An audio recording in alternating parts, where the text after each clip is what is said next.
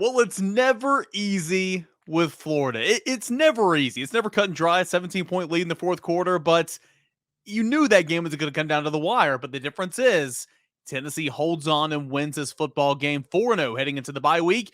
We're going to look back at everything that was Tennessee over Florida right here on today's show.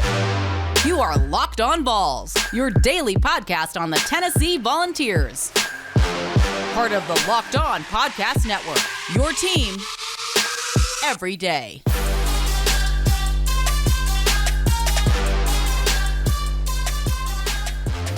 What is up, everybody? Welcome into it. This is your Monday edition of Locked On Vols, a Monday celebration, 38-33 over Florida. Reactionary Monday. Everything you guys have, go ahead and let me know, and we'll bring it on the show tomorrow for Twitter Tuesday.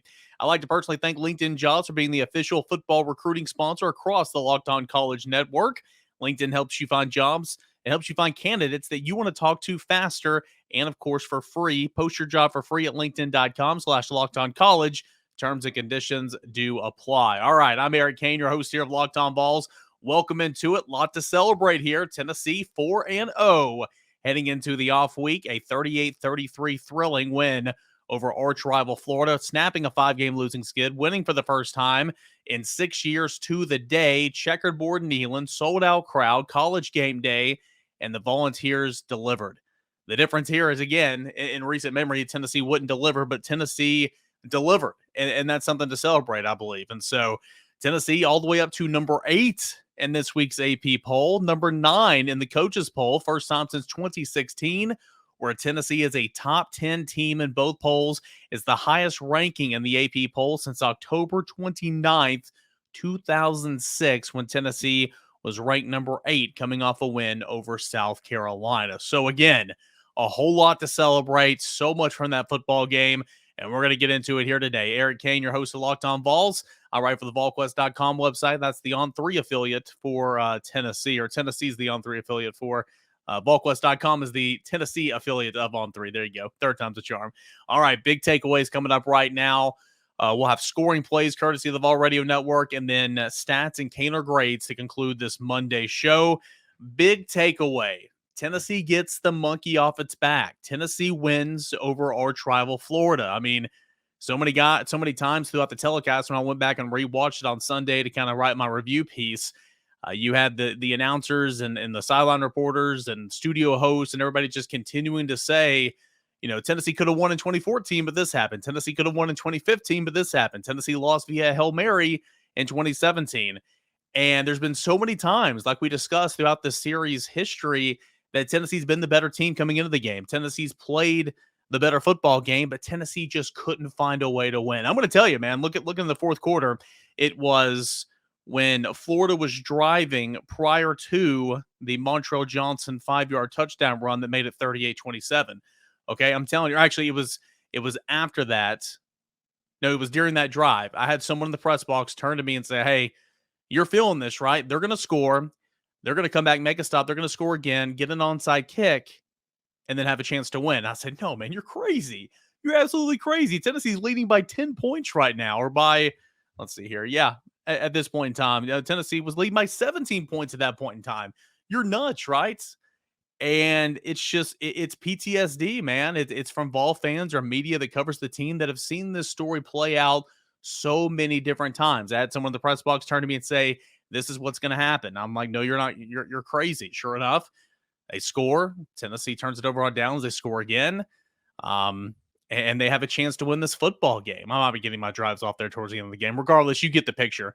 They had a chance to win that football game in the end.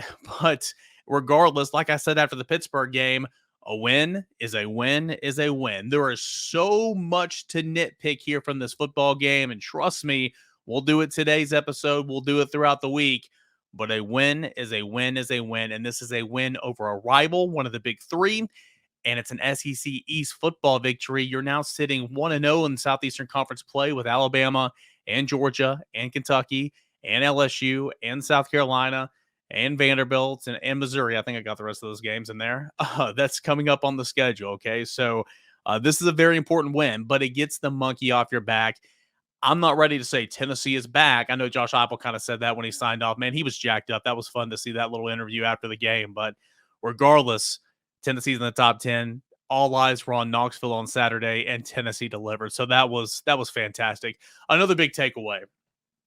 I don't treat Heisman voting I don't treat Heisman hype. I kind of treat it like I do the college football playoffs. When the first batch of college football playoff rankings come out, that's when I'm starting to pay attention to it, okay? All the Heisman talk right now, it's premature. It's too early in the season. Having said that, Hendon Hooker is one of college football's best. Point blank. Hendon Hooker is one of the best players in all college football. Hendon Hooker is one of the most exciting players in all college football.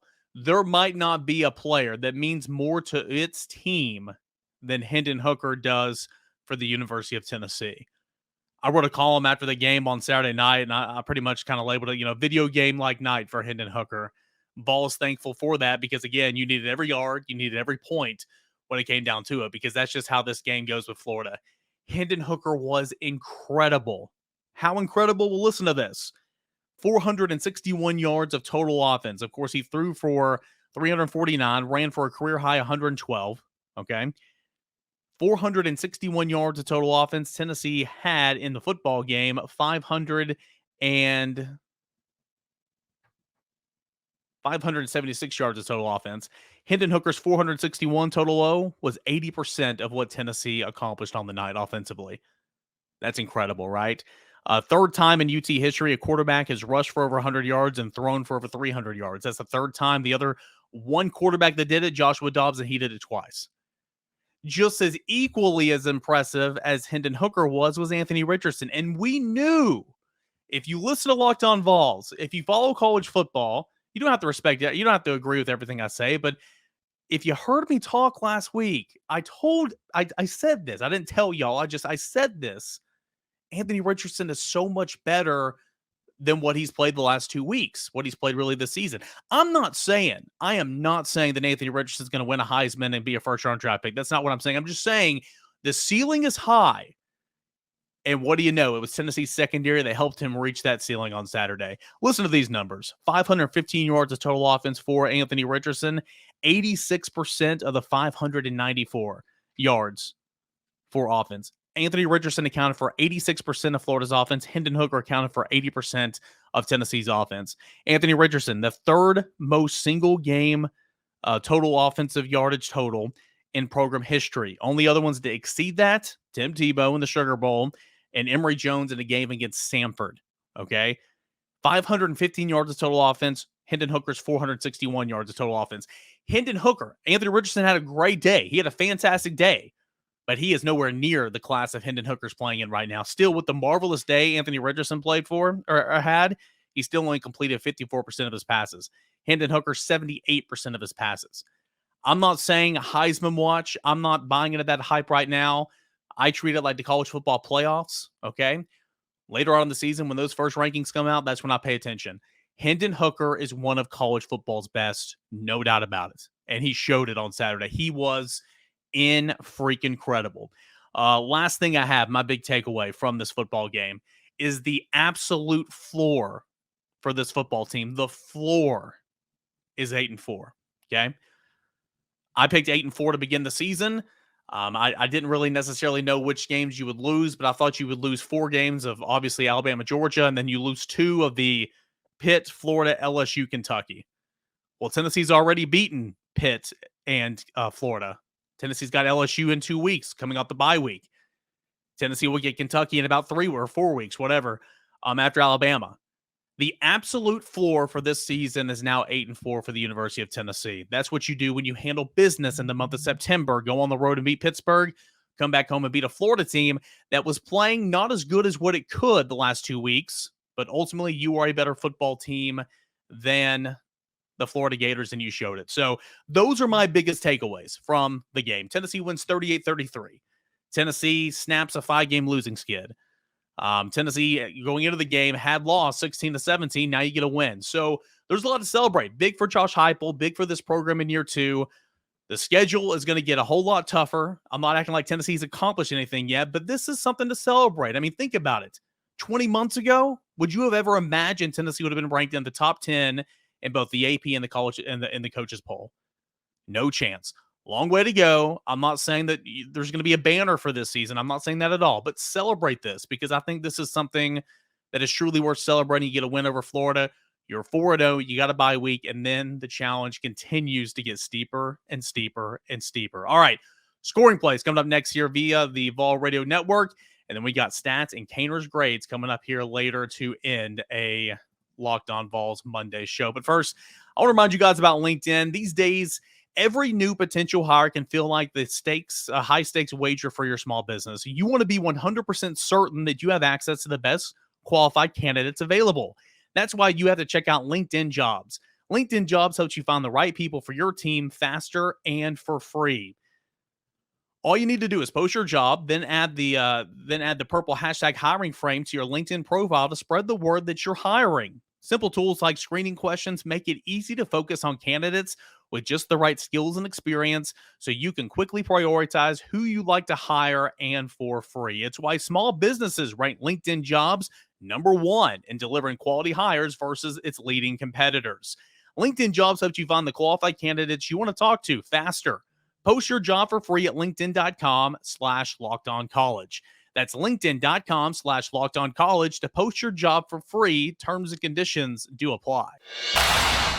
Welcome back into your Monday edition of Locked On Vols. I am your host, Eric Kane, and we are reacting to a 38-33 Tennessee win over Florida from this past Saturday, a win that gives Tennessee four wins, 0 losses heading into the bye week. Tennessee, a great start, a third of the way through the regular season. All right, scoring play time here on Locked On Vols, courtesy of the Vol Radio Network. I have written permission to play this here on Locked On Vols from the Vol Radio Network. Okay, so Florida won the toss, elected to receive, took the football, and marched down the field for 63 yards on 12 plays, but ultimately turned it over on downs. It was a good start, bend but not break for the Tennessee defense.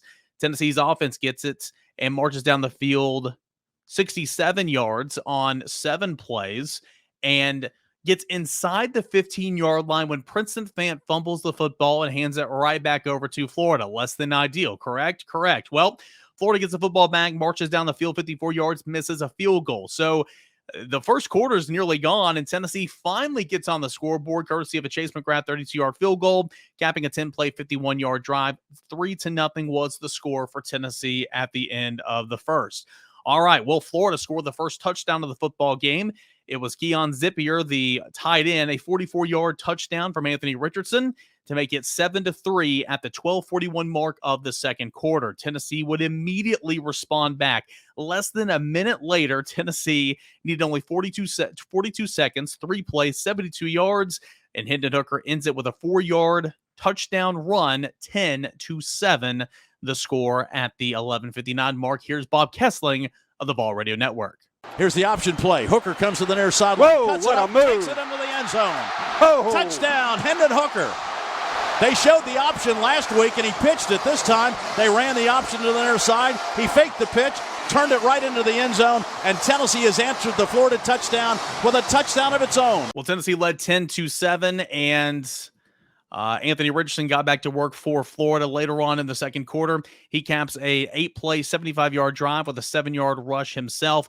This drive had plenty of backups in the football game for Tennessee. Solon Page was in at linebacker. At one point in time, you had Brandon Turnage and Deshaun Rucker in at cornerbacks. It was less than ideal, and Florida took advantage, going the length of the field, 3:31 off the clock, and to take a 14-10 lead, or 14-10 lead. A pivotal point in this football game. Florida punts the ball back to Tennessee. Trayvon Flowers lets it go, and Florida gets down there, great coverage, and downs the football at the 1-yard line. Tennessee, right before the half, marches 99 yards down the field, takes 2:43 off the clock, scores with 7 seconds remaining. A Brew McCoy 1-yard touchdown pass caps it for Tennessee.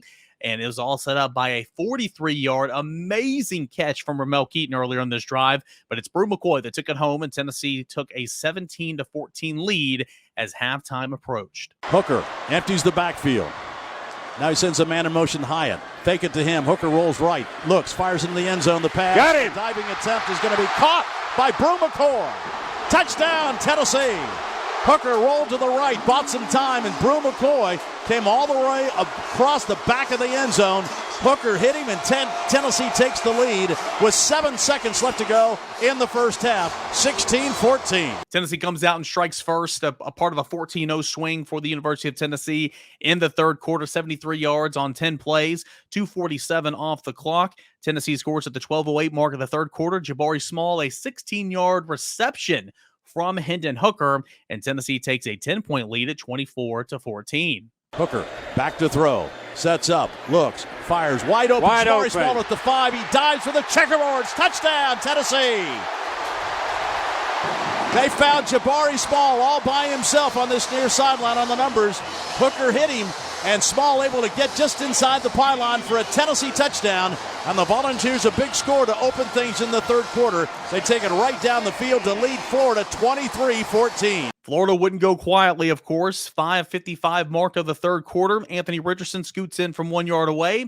12 plays, 75 yards, 6:13 off the clock, a lengthy drive there, and Florida pulls within 3 at 24-21. Tennessee, of course, answers right back. Jabari Small, after a lengthy review process that took about 30 minutes off our lives, plunges in from the 1 yard line, and Tennessee's up by 10 once again at 31-21. Here's the call via the Vol Radio Network. First and goal at the 6-inch line. Hooker hands tailback. Jabari Small, this time he is in. Touchdown, Tennessee. Jabari Small right up the middle on first and goal from the 6-inch line, and Tennessee now has scored on its last 3 possessions, and the Volunteers lead Florida 30-21. And then this is when Tennessee was feeling it. Jalen Wright on the next Tennessee possession in the fourth quarter at the 7:55 mark. 87 yards, 10 plays, 4:39 off the clock. Jalen Wright caps that drive with a 5-yard touchdown run to make it 38-21, and then he lets the fans know he leads them to the Gator Chomp. Hooker out of the shotgun. Gonna give the ball to the tailback. Touchdown! Dancing into the end zone comes Jalen Wright. Runs over the right side of the Tennessee offensive line, and Tennessee caps off another scoring drive. They take advantage of the fumble by Richardson, march it down, and that might put this one away as Tennessee now leads Florida 37-21.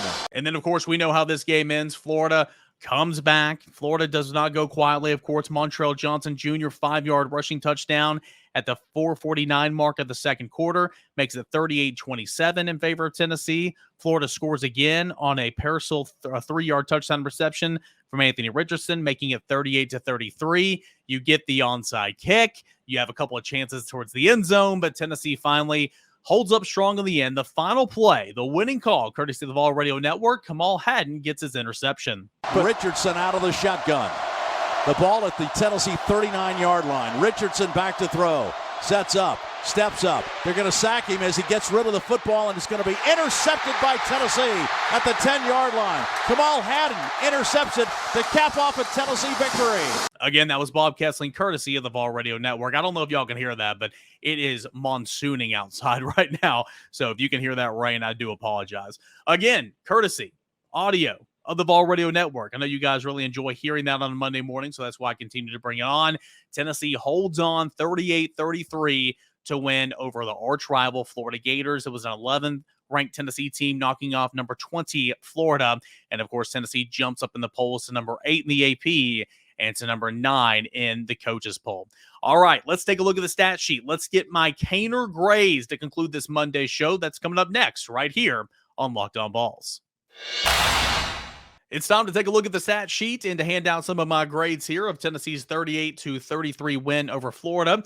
I am Eric Kane, and welcome back into Locked On Vols, reacting to a 38-33 win over Florida. Bye week coming up, so obviously it'll be a much-needed week of recovery for guys like Cedric Tillman, for guys like Dylan Sampson, potentially for D. Williams to get on the field, for Warren Burrell, some guys who are a bit banged up right now. This would be big, but it's nice going into that bye week with Tennessee, of course, winning a big-time game and not having to discuss another loss to the University of Florida, but that's not the case. It was video game-like numbers for Tennessee's offense and, of course, Hendon Hooker. Tennessee, 576 yards of total offense off 70 plays. The Volunteers average 8.2 yards a play. Florida, of course, coming back, and Anthony Richardson, of course, had the game of his life, 594 yards of total offense on 87 plays, 6.8 yards a play for the Gators. Tennessee threw for 349 yards, 22 of 28, 15.9 yards per completion. Florida threw for 453 yards in the outing, 24 of 45 with one interception, 18.9 yards per reception. Tennessee, a good running day. A lot of that was Hendon Hooker. It was slow in the first half, but a 40-yard jolt from Jabari Small in the third quarter really got that running game going. Tennessee, for the third time this season, for the first time over a quality opponent, rushes for over 200 yards at 227 yards on the day, 5.4 yards per rushing attempt. A good day for Tennessee on the ground. 141 yards on the day for Florida, 3.4 yards on the ground. I thought Tennessee's rush defense looked pretty good, I will say. Pass defense, atrocious. We'll get to that in a moment, but rush defense looked pretty sharp. Tennessee had 27 first downs on the day. Florida had 31 first downs on the day. The Gators won the time possession battle, which is no shocker there. 34 minutes and 56 seconds to Tennessee's 25 minutes and 4 seconds. Third down conversions. Not a good stat for Tennessee's defense. 7 of 15 was Florida on third downs. They started 1 of 5. Found some success there in the second quarter. 7 of 15 on third downs was the Florida offense. Tennessee, a good stat here, 6 of 9 on third downs offensively. Really good day there. What was even worse for Tennessee's defense? Florida converted on 5 of 6 fourth down attempts. Went for it 6 times on fourth down, and Florida converted for it on 5 times. Not great. Tennessee was just 0 for 2 in the ball game. Red zone scoring. Tennessee was a perfect 6 of 6, scoring touchdowns on 5 trips to the red zone. Florida was 4 of 6, scoring touchdowns on 4 trips to the red zone, but of course, turning it over a couple of other times as well. Look into the individual stats. Again, what can you say? Hendon Hooker, freaking fantastic. 22 of 28, 349 yards passing, 2 touchdowns, 78% of his passes were complete. Anthony Richardson on the other end, 24-44, 1 interception, 453 yards, easily a career high, 2 touchdowns. He completed 54% of his passes. Running the football, both quarterbacks led each team in rushing on the day. Hendon Hooker, 112 yards, a career high on 13 carries and a touchdown. He averaged 8.6 yards a carry. Jabari Small had 90 yards. Remember, one of those was a 39-yard plunge there in the third quarter that really got him going, but he looked a lot better after that one as well. Finished the day with 90 yards on 19 carries. And for Jabari Small, he had 3 receptions. So Jabari had 22 touches on the day. Huge for him because there was question if he was going to even play in this game. That was really, really good to see. But Jabari Small finishing with 90 yards on the ground and a touchdown, 4.7 yards per carry. And Jalen Wright, not the best day, only averaging 2.5 yards a carry, 10 attempts, 25 yards, but he did find a touchdown and again led the crowd in the Gator chomp. I thought that was pretty funny. Rushing for Florida, Anthony Richardson, he had 17 attempts, 62 yards, 3.6 yards a carry. He scored 2 touchdowns. And again, this is where I think Tennessee did a really nice job. The 3-headed monster at running back, Travis Etienne, who's the younger brother to, of course, another Etienne, who's a really good running back in college football, now in the NFL, 35 yards on the day. Naquan Wright, 26 yards on the day. Montrell Johnson, 18 yards on the day. And again, this is 9 attempts, 8 attempts, 8 attempts. I mean, Tennessee's rush defense, even with Anthony Richardson, held him in check, did a great job, did a really, really good job. Receiving on the day, Brew McCoy, his first 100-yard receiving day in the Tennessee uniform, 7 receptions off 5 targets. 5 targets off 7 receptions, 102 yards, and a touchdown. Jalen Hyatt thought he looked good. 5 receptions, 6 targets, 58 yards. You had Princeton Fant, who had 5 receptions off 5 targets, 43 yards. A costly fumble in the first quarter. That was bad. Tennessee was going to score there, but he does rebound, makes a couple of good blocks, has a couple of big-time receptions, 1 big on third down in the second half, and he finishes with 43 yards. Ramel Keaton, oh, man. You talk about guys that you gave up on, Cedric Tillman, Theo Jackson. I'm not saying Ramel Keaton's going to turn into that type of player, but I think everybody had written Ramel Keaton off. That catch he made, goodness gracious. And later in the drive, they went back to him, and he had a really nice running catch for a first down. He's played his tail off. 3 receptions, 69 yards on the day. Jabari Small, 3 receptions, 3 targets, 32 yards, and a touchdown. Receiving, not a great day for Tennessee's secondary. Shorter had 155 yards. Parcel had 103 yards and a touchdown. Henderson had 68 yards. Zippier, the tight end, had 62 yards and a touchdown. Just not a good day whatsoever for the Tennessee secondary. Let's look at the defense. Now, Tennessee didn't have the sack numbers or the tackles for loss numbers, but it continued to get after Anthony Richardson. 13 quarterback hits. They were hitting him all game. He's 245 pounds. He's a load to bring down. Sure, you want some of those to be sacks. You want all those to be sacks. But still, much like, they had the sacks to go along with it, but much like the Pittsburgh game, they were hitting him and hitting him and hitting him. Only one sack on the day. That came from Deshaun Terry in the second half. Only 4 TFLs on the day. But Tennessee was really affecting with the front seven, Anthony Richardson, causing him to make plays. There were plays in that football game upon review, and when I went back and watched it, where Richardson looked like a seasoned pro. The pocket was, being run around him, and he would step up. There's one time a pass to Shorter in the second half that went for like 40 yards. He stepped up, moved, looked like Drew Brees in there, and then made a completion. We haven't seen that from Anthony Richardson whatsoever throughout his career. Of course, leave it to the Tennessee secondary to allow him to do that. But Jeremy Banks led the team with 7 tackles, had half a TFL. Kamal Hadden had 7 tackles. He had an interception, of course, that came on last play of the game.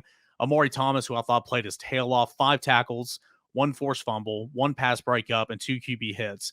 Really did a nice job. Trayvon Flowers, 5 tackles. Byron Young, only 4 tackles, but he had 4 quarterback hurries. Tyler Barron, not the best day. He had a quarterback hurry and 1 tackle.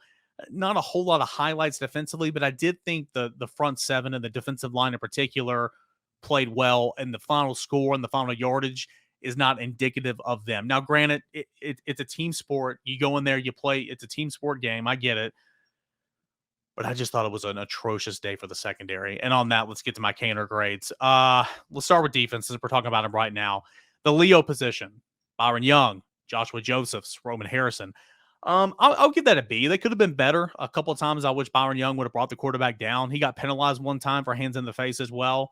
Joshua Josephs, not a whole lot of snaps, but nearly brought down Anthony Richardson in the end zone for a safety. Roman Harrison was on the field for a lot. I'll give that group a B. Defensive line, I'll give him a B again. You could have always been better. You could always play better, but overall, I thought Bryson Eason had a good game. Was the reason for that first turnover on downs on the first drive for Florida. He clogged up the middle of the field. Same with Elijah Simmons, I thought, who played well. Amari Thomas played his tail off. I thought Dominic Bailey was seen a couple of times. Deshaun Terry had a sack. That defensive line, I'll say this, at the midway point, or not the midway point, but at the bye week, the defensive line has been a pleasant surprise for me. It has been a pleasant surprise for me. Linebacker, I'll give it a B. There were a couple of times where the coverage needed to be a little bit tighter. Jeremy Banks was slow getting back into coverage. Aaron Beasley didn't sink enough one time on a third down conversion. Juwan Mitchell was lost a couple of times. Thought they ran and played well against the run. I'll give the linebacking group a B. Oh, secondary. And again, it is a team sport. It's all tied in together. I understand that. Believe me, I understand that. But in real time, I thought it was atrocious. Going back on rewatch, it was absolutely atrocious. This secondary, and this is a win. So I'm not trying to, it's my job. I get it. But man, that secondary, that was about the worst performance I think I've seen from a Tennessee secondary. F-. If there's a grade lower than an F, fail. Just F. A horrible day for Tennessee's defense. Trayvon Flowers was targeted twice, gave up 2 receptions, 23 yards. He had 2 missed tackles. Kamal Hadden was targeted 7 times, gave up 4 receptions, 103 yards, a touchdown, and he had 2 missed tackles. Tamari McDonald, probably his worst game of the season. 7 targets, 6 receptions, 97 yards, gave up a touchdown, had 2 missed tackles. Jalen McCullough, 5 targets, gave up 3 receptions for 77 yards. Christian Charles was targeted 6 times, gave up 3 receptions for 53 yards. Brandon Turnage targeted 1 time, gave up 1 catch for 38 yards. It's a team sport. It is a team sport. They're all in it together. But man, I thought the front 7 played okay. I thought the defensive line played good, played all right. And I thought the secondary played just crappy. I thought that was just an awful day from the secondary. Let's flip to the offense. And the reason why Tennessee won this football game. Again, I'm not trying to be a Debbie Downer. Tennessee won a football game. Tennessee won 38-33. Tennessee beat Florida. Tennessee's a top 10 team. Tennessee is undefeated for now. Reasons to celebrate. Offense, a reason to celebrate. Offensive line, I'll give it a B+. You had 500 and whatever yards of total offense.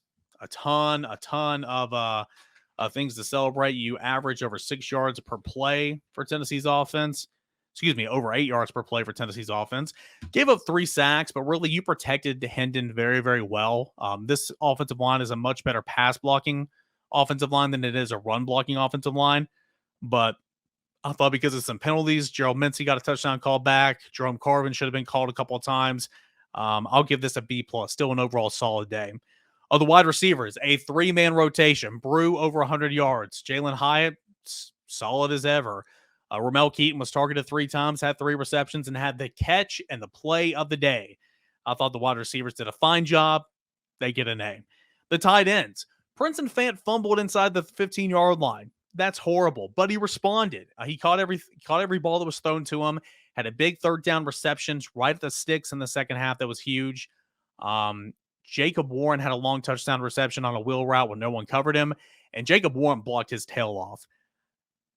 The tight ends get a B. Not great, not a horrible day. Obviously, the Fant fumble hurts, but the tight ends get a B, an overall pretty solid day. The running backs get a B+. It took them a while to get going. Jalen Wright never really got going. Jabari Small took him a little while. That 40-yard run in the 3rd quarter got him going. It was great. They pass protected much better in this game than they have all year long. I'll check the grades per Pro Football Focus later in the week, but they pass protected well. They were picking up blitzers all the time. That was a good thing to see. Running backs get a B+, and overall, because of Hooker as well, Tennessee ran for 227 yards on the ground. And then finally, quarterback, I gave an F- at the secondary. If there was anything worse I could give to the secondary, I would. If there's any grade better that I could give for Hendon Hooker, I would. A++++. Again, let me read you off the stat one more time. Hendon Hooker in this football game, he had over, Hendon Hooker in this football game, 461 yards of total offense. That's 80% of Tennessee's yardage total from the football game.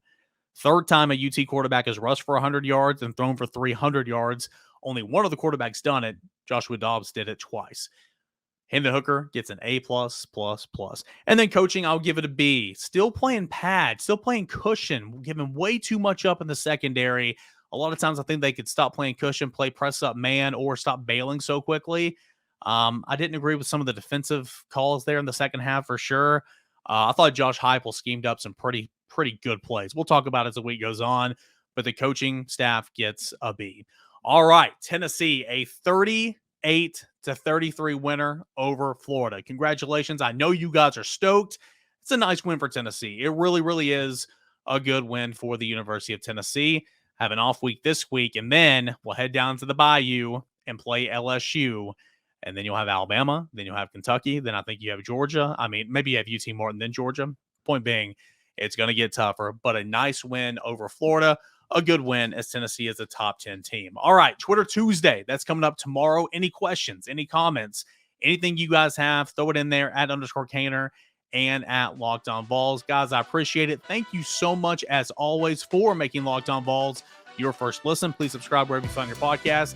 And subscribe and follow us on YouTube as well. Check out Locked On SEC. Make that your second listen behind Locked On Vols, which is your first listen each and every day. Appreciate it, guys. Same time, same place. We'll do it again tomorrow for Twitter Tuesday, a mailbag show that's coming up tomorrow.